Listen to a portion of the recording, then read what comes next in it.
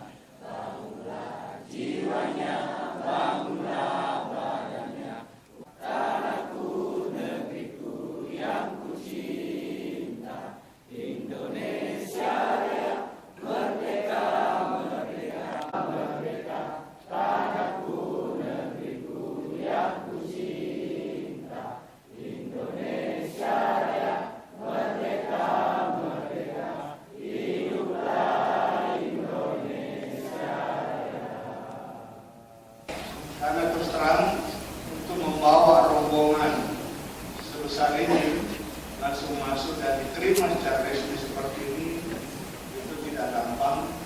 Tetapi begitu saya menghubungi beliau dan bermohon untuk kita diterima, alhamdulillah dengan respon beliau langsung menelepon kepada saya bahwa kami siap untuk menerima, meskipun seharusnya beliau sekarang reses di dapilnya.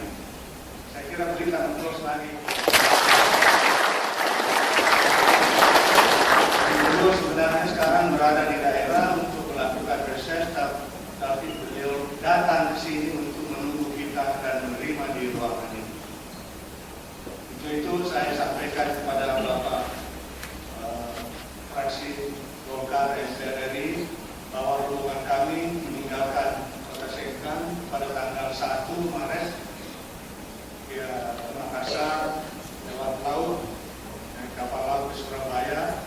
Dari Surabaya ke Jogja, 2 hari di Jogja, naik kereta api ke Bandung, 2 hari ke Bandung, di Bandung menuju ke Jakarta.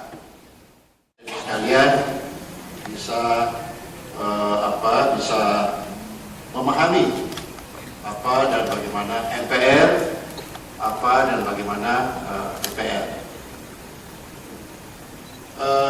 Ketika saya menerima surat dari Pak Nasri, saya agak berpikir saya terima sebagai DPR atau saya terima sebagai MPR. Keputusan politik diambil.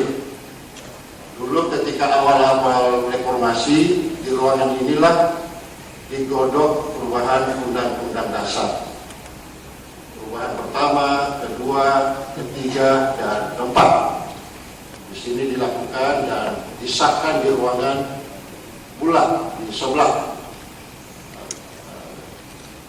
Nah, di ruangan ini terjadi perdebatan, terjadi pertarungan konsep antar berbagai fraksi-fraksi yang ada di MPR, termasuk dari fraksi ABRI waktu itu masih ada di sini. Adik-adik sekalian, tadi saya tanya Pak Nasri berapa jam bisa berada di sini. Katanya bisa sampai jam 2. Oleh karena itu nanti kami akan menjelaskan apa dan bagaimana peranan MPR, apa dan bagaimana Undang-Undang Dasar kita pasca reformasi atau pasca perubahan Undang-Undang Dasar. Nanti kalian bisa melihat apa yang berubah dan apa yang tidak berubah. Mudah-mudahan dengan informasi dari kalian hormati, kami di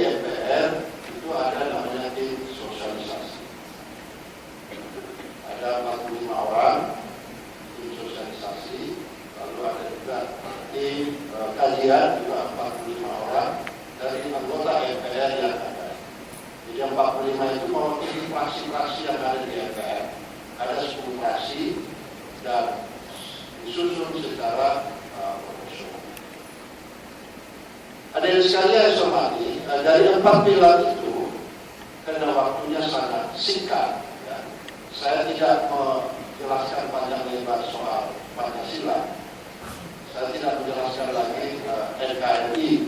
Saya tidak menjelaskan lagi Bhinneka Tunggal Ika. Karena sejak dulu sampai sekarang 3 pilar itu tidak mengalami perubahan. Dan tidak ada perubahan. Pancasila tidak ada perubahan sama sekali. NKRI sejak kita merdeka sampai sekarang tidak ada perubahan. Dan semboyan kehidupan kita Bhinneka Tunggal Ika di zaman Orde Baru itu hampir hanya mimpi. Di awal-awal periode saya sebagai anggota DPR hampir tidak ada bayangan untuk merubah Undang-Undang Dasar. Bahkan ada TAP MPR yang mengatakan tidak berkehendak untuk merubah Undang-Undang Dasar. Tapi karena ini kesepakatan politik, jadi tuntutan yang kedua hapus Dewi Fungsi ABRI. Dewi Fungsi ABRI itu ada 2, dan sekalian. Yang pertama adalah ABRI itu juga terlibat dalam politik praktis. Jadi ABRI boleh, harus disetujui oleh Ketua Dewan Pembina Golkar, Pak Soeharto, yang juga tentara. Tiga-tiganya tentara. Dan mereka itulah yang menentukan siapa yang boleh dan tidak boleh menjadi anggota DPR. Itu karena di stop, tidak boleh terbit besok. Ya, jadi ada surat kabar mengkritik bupati, menteri, mengkritik presiden, mengkritik panglima dan lain sebagainya. Besoknya itu langsung ditutup, tidak boleh. Jadi tuntutan berikutnya adalah kebebasan pers. Sekarang pers bebas mengungkapkan apa saja yang diinginkan oleh masyarakat. Kemudian yang terakhir adalah mewujudkan kehidupan demokrasi. Mewujudkan kehidupan demokrasi artinya adalah apa yang diinginkan oleh rakyat itulah yang terjadi. BPK lembaga negara, Mahkamah Konstitusi juga adalah lembaga-lembaga negara. Posisinya sederajat, yang membedakan adalah kewenangan yang diberikan oleh Undang-Undang Dasar. Kemudian berikutnya dia sekalian, pasal 1 ayat 3. Ya, pasal 1 ayat 3, negara Indonesia adalah negara hukum. Sebelumnya ini nggak ada. Tadi saya bilang salah satu tuntutan reformasi adalah tegakkan hukum dan hak asasi manusia.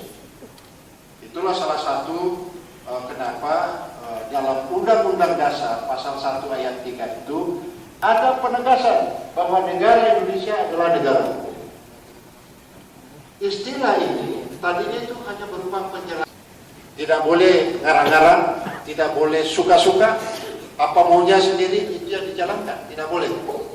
Tapi semuanya harus diatur dalam ketentuan peraturan perundang-undangan. Sebagai negara hukum, ada beberapa prinsip yang harus ditaati. Yang pertama adalah semua warga negara sama kedudukannya di depan hukum.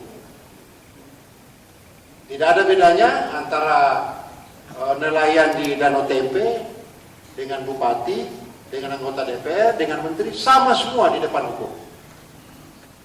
Jangan karena dia nelayan, jangan karena dia supir PT-PT, ya, supremasi hukum. Semua harus patuh dengan ketentuan-ketentuan yang ditetapkan dalam undang-undang tersebut, dengan dalam hukum tersebut. Tidak peduli siapapun dia. Kalau keputusan hukumnya sudah keluar, menteri, rakyat kecil harus tunduk dengan keputusan tersebut. Itu namanya supremasi hukum. Kemudian yang ketiga adalah, prinsip yang ketiga adalah tegakkan hukum dengan cara-cara yang tidak melanggar hukum. tidak boleh katanya menegakkan aturan, tapi melanggar hukum. Saya kadang-kadang dimintai contoh, apa contohnya Pak? Contoh paling sederhana yang sering kita lihat, di bulan puasa, ada warung terbuka di bulan puasa. Katanya itu kan nggak boleh bulan puasa membuka warung. Lalu datanglah ormas itu merandakan warung itu. Dia paksa tutup, nasinya di obrak-abrik. Itu contoh. Dia katanya ingin menegakkan. Sekarang syarat membuat undang-undang itu harus duduk, berpikir, pidato, cerita, menulis. Jadi tidak boleh kita memilih untuk orang anggota DPR RI ngomong pun susah. Betul nggak? RI bang? Ya. Ngomong pun susah. Tidak pernah bicara apa-apa, apalagi memimpin rapat, susah. Jangan perkara karena uang. Ayo, masa kedaulatan rakyat dinilai dengan uang? Gimana republik ini? Kedaulatan rakyat dinilai dengan uang 200.000 rupiah, 500 tahun, satu suara. Kan banyak agen-agen soal ini. Ini tidak bisa. Oleh karena itu partai politik punya tugas yang besar. Berpartai politik harusnya menurut Undang-Undang Dasar ini adalah mulia. Tidak boleh pemerintah mengganggu partai politik. Tidak boleh rakyat diajak tidak suka sama partai politik. Tidak boleh sivitas akademika diajak benci sama partai politik. Walaupun di kampus tidak boleh berpolitik. Tapi suasana itu harus kalau kita cinta sama bangsa.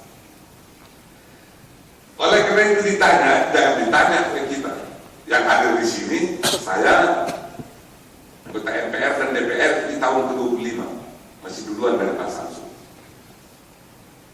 Tak pernah kita melakukan urusan-urusan yang menyangkut hal-hal yang tadi.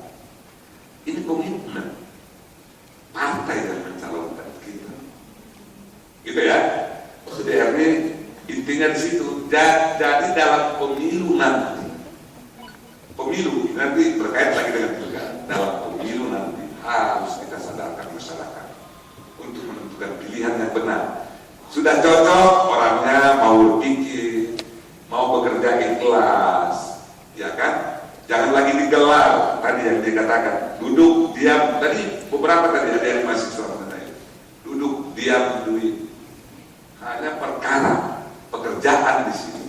Kalau suasananya berkembang sedemikian rupa, dulu pesawat pun susah, sekarang pesawat sakit banyaknya jadi susah kita jadi. Kan itu. Dulu waktu DPR mau mencalonkan, malah ada yang biasa saja karena memang partainya sekian, sekarang partai orang. Jadi dari sistem kita yang ada sekarang, beberapa partai, ya kan, sistem presidensil mau kita perkuat, tapi kita juga memelihara, menerima dengan sistem partai banyak. Boleh siapapun membuat partai, boleh. Jadi dengan demikian memang intinya dari awal itu adalah dimulai dari partai politik dan dimulai dari partai politik yang mencalonkan siapa orang itu. Maunya kalau negara kita besar, tidak sewajarnya lagi orang terpilih menjadi anggota DPR belajar dulu 2 tahun. Tidak ada.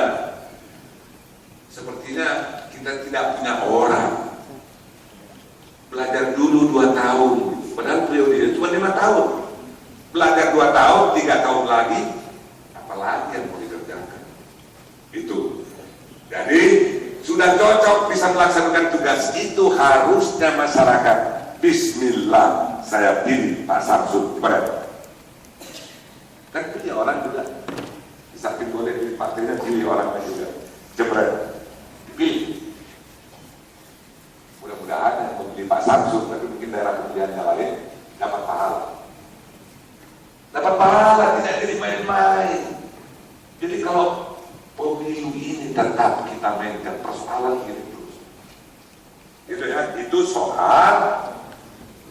Jadi kalau sudah memang berada di sini ya, ini memang forum politik di Senayan ini, bukan lagi forum apa-apa, dibuatlah undang-undang. Desa itu dibuat peraturan desa oleh kepala desa yang harus dibimbing. Disinilah termasuk peran saya kira untuk mengembangkan bangsa dan negara kita kepada hal-hal yang lebih maju ke depan. Ini yang saya sampaikan. KPK tadi ditanya, KPK itu adalah akibat perubahan Undang-Undang Dasar juga lahirlah KPK. Itu dari TAP MPR nomor 11 tahun 98, TAP MPR nomor 7 tahun 2001 untuk keinginan mempercepat pemberantasan korupsi. Dari TAP MPR itu lahirlah KPK, lahirlah Undang-Undang KPK. Yang telah memilih wakil-wakil rakyat seperti itu. Memang pemilu kemarin adalah pemilu yang paling, menurut saya pemilu yang paling brutal, pemilu yang paling sadis, pemilu yang paling mahal, dan lain sebagainya. Dan masyarakat kita terbawa dengan pemilu seperti itu. Tadi Pak Rambe sebagai Ketua Komisi 2 berniat sistem pemilu kita perlu kita ubah. Kemarin banyak sekali yang terpilih adalah mereka yang menghambur-hamburkan uang. Mereka terpilih, begitu sampai di Senayan, mereka tidak bisa berbuat apa-apa. Saya wakil ketua Komisi 9 sekarang, banyak sekali anggota DPR di komisi itu bicara saja susah. Jadi adik-adik sekalian, tolong nanti ke depan pilihlah wakil-wakil rakyat memang yang meyakinkan, bisa mewakili daerah, bisa memperjuangkan konsep. Satu syarat anggota DPR adalah harus bisa bicara. Namanya parli itu bicara. Jadi kalau ada anggota dewan tidak bisa bicara, itu adalah dia mengkhianati posisinya sebagai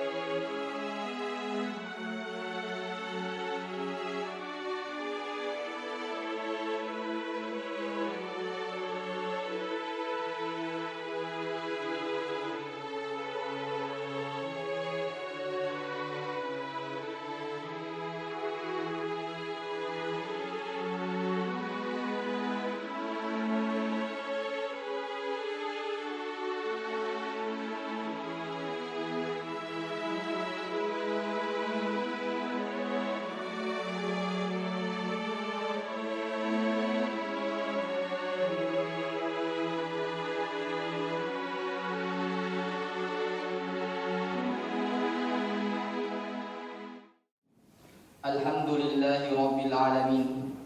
Hamdan syakiri, hamdan yu'afi ma huwa yukabi mazidah.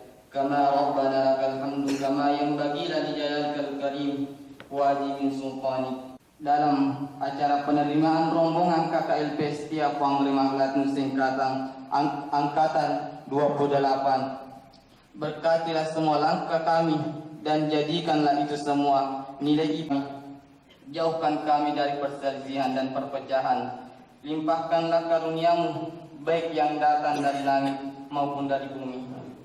Rabbana atina fid dunya hasanah wa fil akhirati hasanah wa qina azaban nar wa adkhilna jannata ma'al abrar ya aziz ya ghafur ya rabbal alamin. Subhanaka rabbika rabbil izzati